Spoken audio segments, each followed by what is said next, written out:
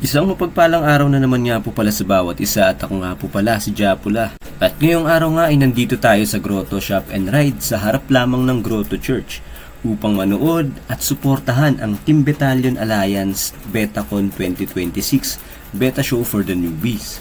Kasama nga natin dito ang ating mga ka-team. Una na nga ang ating President na si The Walking Dad at Vice President na si Bulalakaw Beta. Simula na nga ng judging nang dumating tayo at ang mga official judges nga ay si RMGV, Bulalakaw Beta at meron pa yung isa kaya lang hindi na natin natanong yung pangalan.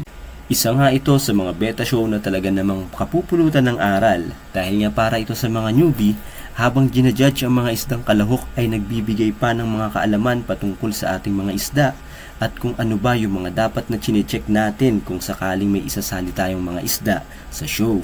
Hindi ito basta-basta pagandahan lang ng kulay. Mabusising sinisiyasat ang bawat isda kung pasok ba ang mga ito sa standard ng bawat kategory. Pipili lamang ng top 3 na isda sa bawat kategory bago naman sila ilalaban ulit para sa mga major awards gaya ng BOS o Best of Show. At dahil nga pang newbie lang ito ay kakaunti lang din ang categories at major awards kumpara sa mga pointed shows. Kung ikaw nga ay newbie sa hobby na ito at gusto mag-level up ang iyong betta fish keeping journey, ay maaari kang sumali sa mga team at sumali sa mga betta show. Pero mas maganda talaga na sumali ka muna sa mga team para makahingi ka ng tulong at tips patungkol sa pag-groom ng iyong betta na isasali mo sa show. Hindi ko na nga rin natapos ang show at hindi ko na rin nakunan ng video ang mga nanalo. Pero syempre congratulations sa lahat na nanalo at sa Team Battalion Alliance sa isang matagumpay na namang activity upang lumagong masigla at masaya ang ating community.